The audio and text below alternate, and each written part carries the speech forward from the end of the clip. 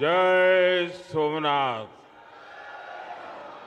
जय सोमनाथ। हर हर महादेव। गुजरात के मुख्यमंत्री श्रीमान भूपेंद्र भाई पटेल, उप मुख्यमंत्री भाई हर्ष संघवी जी, गुजरात सरकार के मंत्रीगण, सांसद एवं विधायकगण, अन्य सभी महानुभाव, देवी और सज्जनों, आज प्रभास पाटन का पवित्र क्षेत्र एक अद्भुत प्रभा से भरा हुआ है। महादेव का ये साक्षात्कार, ये सौंदर्य, धरती और आसमान से हुई पुष्प वर्षा, भगवा ध्वजों की ये आभा, कला, संगीत और नृत्य की अद्भुत प्रस्तुतियां, वेद मंत्रों का उच्चार, गर्भगृह में हो रहा शिव पंचाक्षरी का अखंड पाठ और इस सब के साथ साथ सागर की लहरों का जयघोष, ऐसा लग रहा है जैसे ये सृष्टि एक साथ बोल रही है, जय सोमनाथ, जय जय सोमनाथ। साथियों, समय खुद जिनकी इच्छा से प्रकट होता है, जो स्वयं कालातीत है, जो स्वयं काल स्वरूप है, आज उन देवादिदेव महादेव की विग्रह प्रतिष्ठा के हम 75 वर्ष मना रहे हैं।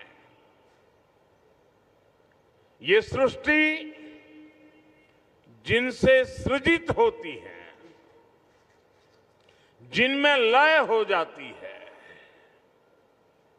यतो जायते पाल्यते येन विश्वम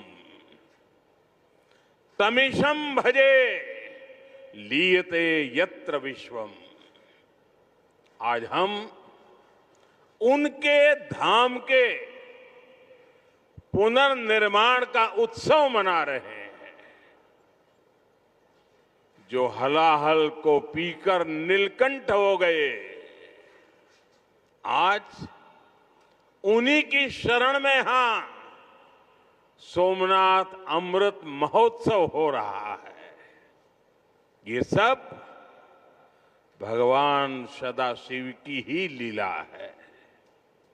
साथियों, दादा सोमनाथ के अनन्य भक्त के रूप में मैं कितनी बार यहां आया हूं, कितनी ही बार उनके सामने नतमस्तक हुआ हूं, लेकिन आज जब मैं यहां आ रहा था तो समय की ये यात्रा एक सुखद अनुभूति दे रही थी। अभी कुछ ही महीने पहले मैं यहां आया था, तब हम सोमनाथ स्वाभिमान पर्व मना रहे थे। प्रथम विध्वंस के 1000 वर्ष बाद भी सोमनाथ के अविनाशी होने का गर्व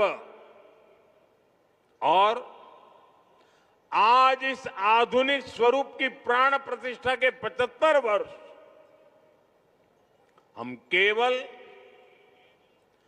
2 आयोजनों का हिस्सा भर नहीं, सिर्फ हिस्सा भर नहीं बने हैं, हमें 1000 वर्षों की अमृत यात्रा को अनुभव करने का शिवजी ने मौका दिया है। साथियों, 75 साल पहले आज के ही दिन सोमनाथ मंदिर की पुनर्स्थापना ये कोई साधारण अवसर नहीं था। अगर 1947 में भारत आजाद हुआ था तो 1951 में सोमनाथ की प्राण प्रतिष्ठा ने भारत की स्वतंत्र चेतना का उद्घोष किया था। आजादी के समय सरदार साहब ने 500 से ज्यादा रियासतों को जोड़कर एक भारत का आधुनिक स्वरूप गढ़ा था। तो साथ ही सोमनाथ के पुनर्निर्माण से उन्होंने दुनिया को बताया था, भारत केवल आजाद नहीं हुआ है, भारत अपने प्राचीन गौरव को पुनः हासिल करने के मार्ग पर भी अब आगे बढ़ चुका है। साथियों, इसलिए आज इस अवसर पर मैं केवल 75 वर्षों की झांकी नहीं देख रहा हूं, मैं यहां देख रहा हूं विनाश में सृजन के संकल्प को, जिसे सोमनाथ ने चरितार्थ किया है। मैं यहां देख रहा हूं असत्य पर सत्य की विजय को, जिसे प्रभास पाटन ने बार बार जिया है। मैं यहां देख रहा हूं हजारों वर्षों की आध्यात्मिक चेतना को, जिसने मानव मात्र के कल्याण की सीख समूचे विश्व को दी है। मैं यहां देख रहा हूं भारत के उस अविनाशी स्वरूप को, जिसे सदियों के कुत्सित प्रयास भी न मिटा सके, न हरा सके। और मैं यहां देख रहा हूं सोमनाथ का अमृत महोत्सव, ये केवल अतीत का उत्सव नहीं है, ये अगले 1000 वर्षों के लिए भारत की प्रेरणा का महोत्सव भी है।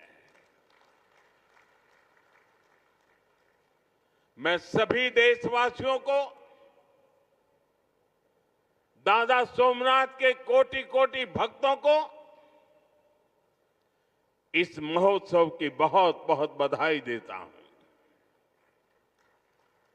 साथियों, आज का दिन एक और वजह से भी विशेष है। 11 मई 1998 यानी आज के ही दिन देश ने पोखरण में परमाणु परीक्षण किया था।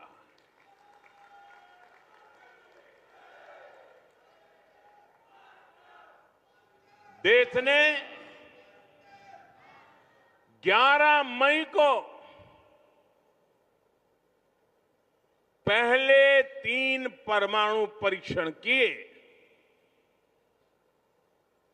हमारे वैज्ञानिकों ने भारत के सामर्थ्य को, भारत की क्षमता को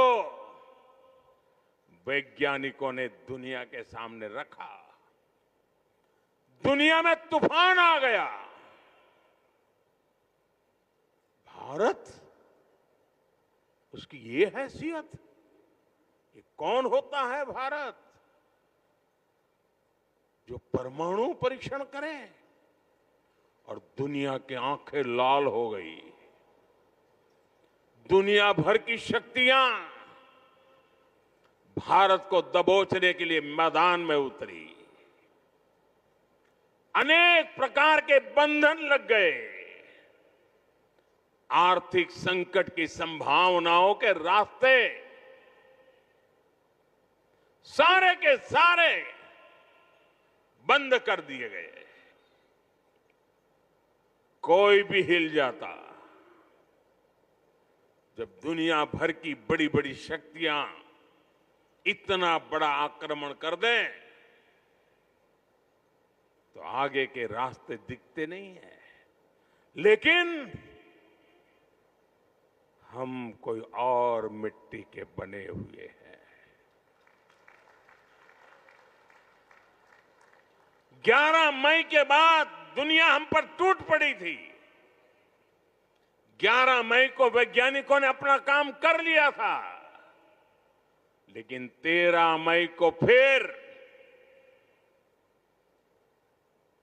2 और परमाणु परीक्षण हुए। उससे दुनिया को पता चला था कि भारत की राजनीतिक इच्छा शक्ति कितनी अटल है। उस समय पूरी दुनिया का दबाव भारत पर था, लेकिन अटल जी के नेतृत्व में बीजेपी सरकार ने दिखाया था कि हमारे लिए राष्ट्र प्रथम है। दुनिया की कोई ताकत भारत को झुका नहीं सकती, दबाव में नहीं ला सकती। साथियों, देश ने पोखरण परमाणु परीक्षण को ऑपरेशन शक्ति नाम दिया था, क्योंकि शिव के साथ शक्ति की आराधना ये हमारी परंपरा रही है। अर्धनारीश्वर शिव स्वयं भी शक्ति के साथ ही पूर्ण होते हैं। आपको याद होगा, जब देश का मिशन चंद्रयान सफल हुआ था, तब चंद्रमा पर जहां भारत का रोवर लैंड हुआ, उस जगह का नाम भी हमने शिव शक्ति पॉइंट रखा है, क्योंकि हमारी आस्था में चंद्रमा शिव से जुड़ा है और शिव शक्ति से जुड़े हैं। और ये कितना सुखद है कि चंद्रमा के नाम से ही इस ज्योतिर्लिंग को हम सोमनाथ कहते हैं।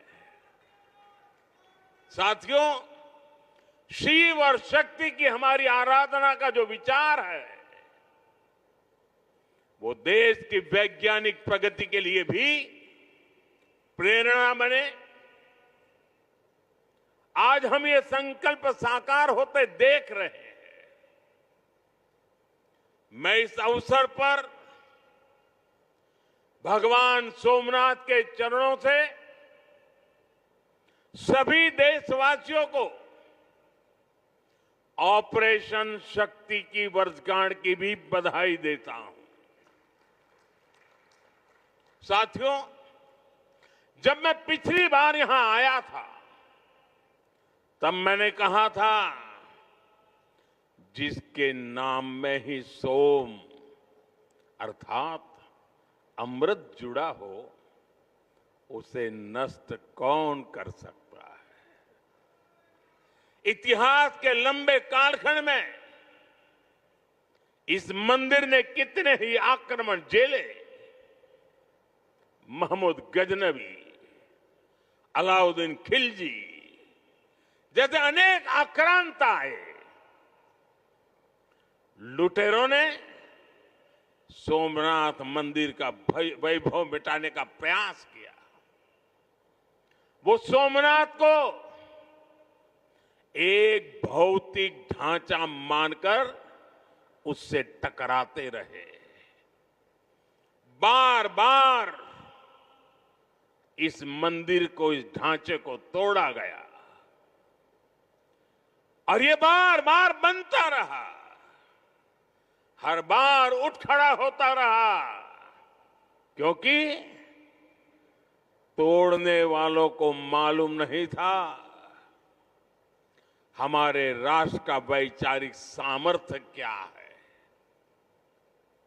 हम भौतिक शरीर को नश्वर मानने वाले लोग हैं, लेकिन हम जानते हैं उसके भीतर बैठी आत्मा अविनाशी है।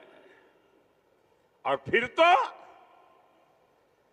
शिव तो सर्वात्मा है।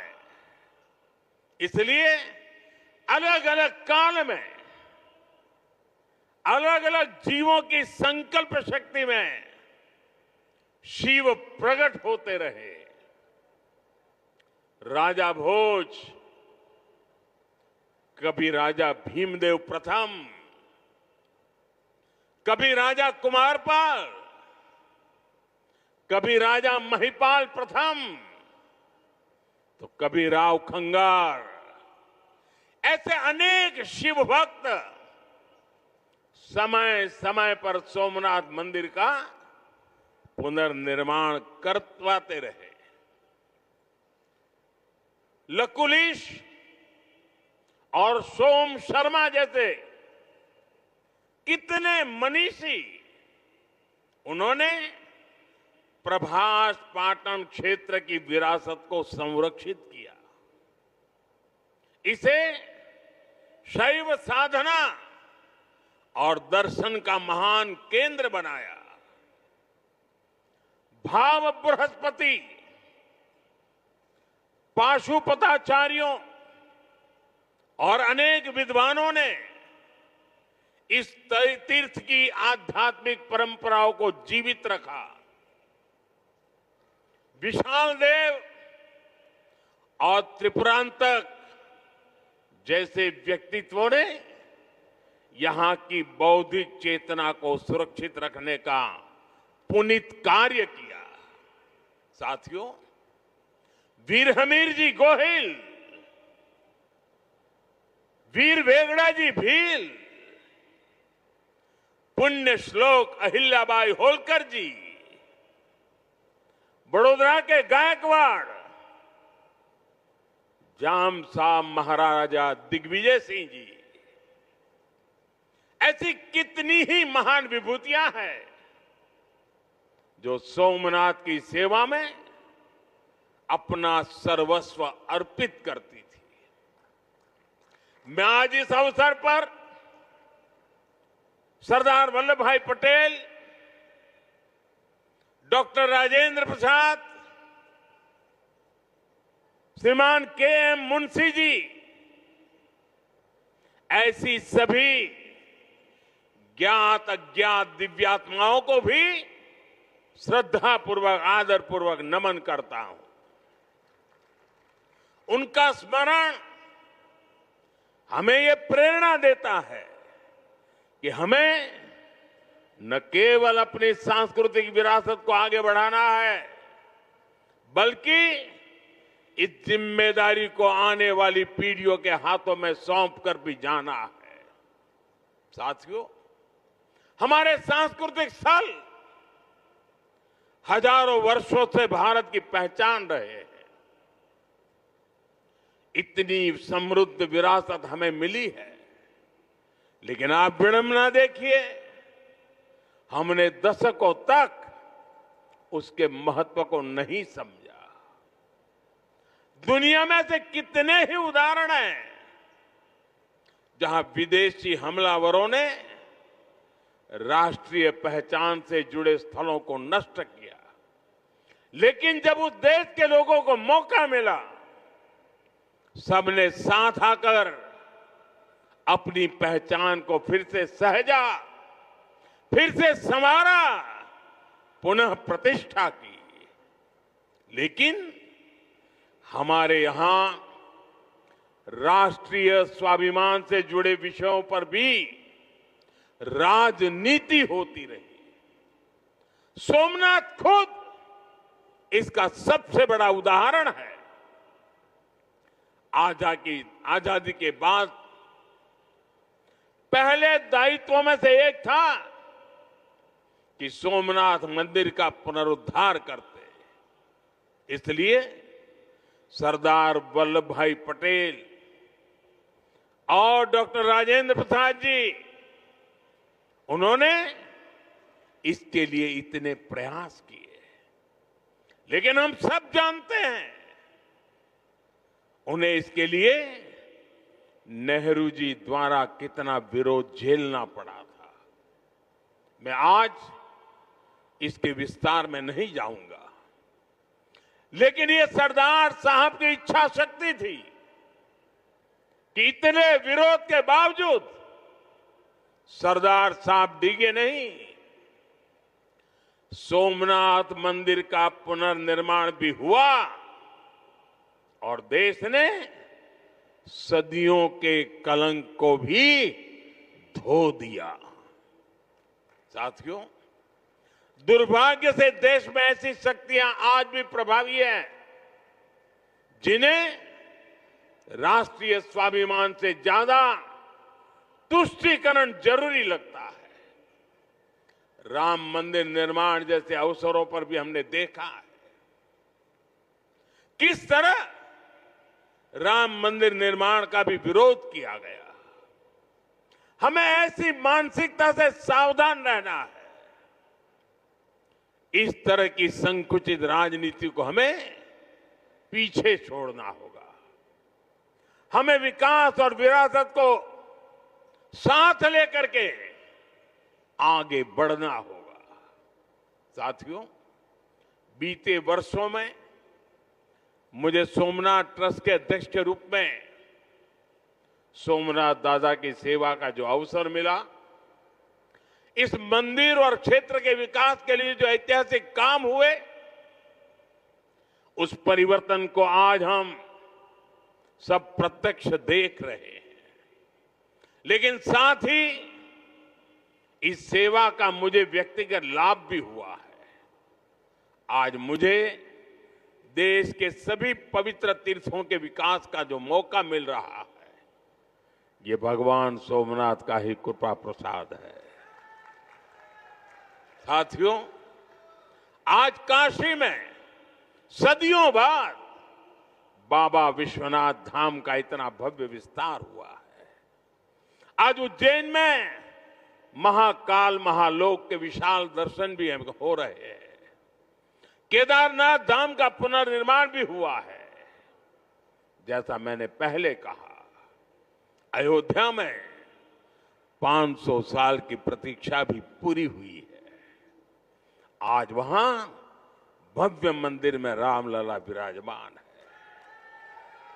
साथियों, ऐसे कितने ही पवित्र तीर्थ, पवित्र मठ, मंदिर और क्षेत्र, उनकी जो महिमा हमने पुराणों में सुनी है, आज वहां हमें उस समृद्ध परंपरा के दर्शन होने लगे हैं। और ये इतना कुछ 10-12 साल के भीतर भीतर हुआ है। साथियों, हमारे सांस्कृतिक केंद्रों की उपेक्षा देश के विकास में बड़ी बाधा रही है, क्योंकि हमारे तीर्थ भारत की आध्यात्मिक सामाजिक व्यवस्था के केंद्र तो है ही, वो देश की आर्थिक प्रगति के भी स्रोत रहे हैं। आज आप देखिए, 4 धाम महामार्ग परियोजना, गोविंद घाट से हेमकुंड साहिब तक रोपवे परियोजना, करतारपुर कॉरिडोर, बौद्ध सर्किट का विकास, इनके जरिए देश में तीर्थ क्षेत्रों में आर्थिक गतिविधियां बढ़ी हैं। सोमनाथ परिसर भी इसका एक सशक्त उदाहरण है। आज सोमनाथ मंदिर ट्रस्ट से सैकड़ों परिवार जुड़े हैं।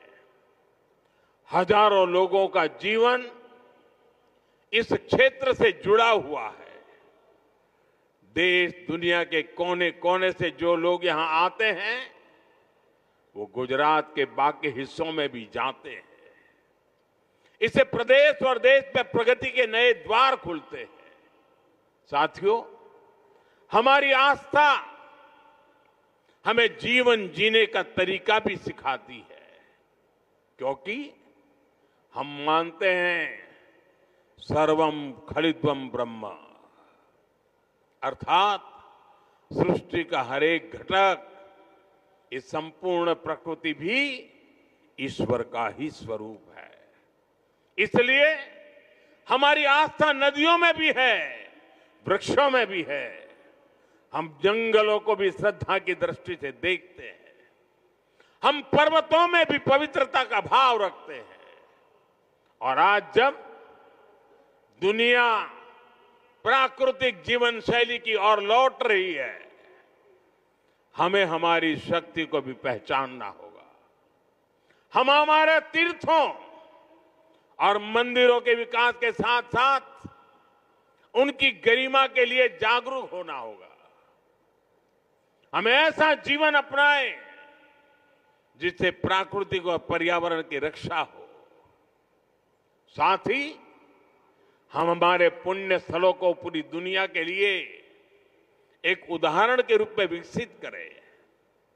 हमें इन संकल्पों को अपनी आस्था से जोड़कर जीना होगा।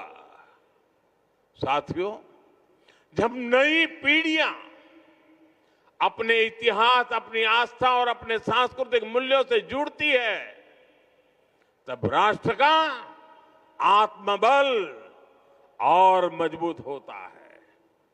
आज भारत जिस आत्मविश्वास के साथ आगे बढ़ रहा है, उसमें हमारी सांस्कृतिक निरंतरता की भी बहुत बड़ी भूमिका है। आधुनिक और विरासत, आधुनिकता हो या विरासत हो, भारत में इसे कोई अलग नहीं कर सकता। भारत में एक दूसरे के विरोधी नहीं है। ये साथ साथ आगे बढ़ने वाली शक्तियां हैं, एक दूसरे में प्राण पूरने वाली शक्तियां हैं। सोमनाथ हमें याद दिलाता है कि कोई भी राष्ट्र तभी लंबे समय तक मजबूत रह सकता है जब वो अपनी जड़ों से जुड़ा रहे, जब वो अपनी विरासत को आने वाली पीढ़ियों तक उसी श्रद्धा और विश्वास के साथ उनके हाथों में सुपुर्द करे। 75 वर्ष पहले जब ये पुनर्निर्मित सोमनाथ मंदिर में 75 वर्ष पहले प्राण प्रतिष्ठा हुई थी, तब भारत ने एक नई चेतना यात्रा शुरू की थी। आज 75 वर्ष बाद वही यात्रा और अधिक व्यापक रूप में हमारे सामने है। हमें इसे नई ऊंचाई पर लेकर जाना है। हमारे संकल्पों को पूरा करने में दादा सोमनाथ का आशीर्वाद हमेशा हमारे साथ रहे, यही प्रार्थना है। एक बार फिर सभी देशवासियों को, विरासत में विश्वास करने वाले हर नागरिक को, आप सभी को इस अवसर की बहुत बहुत बधाई देता हूं। मेरे साथ बोलिए, जय सोमनाथ, जय सोमनाथ, हर हर महादेव।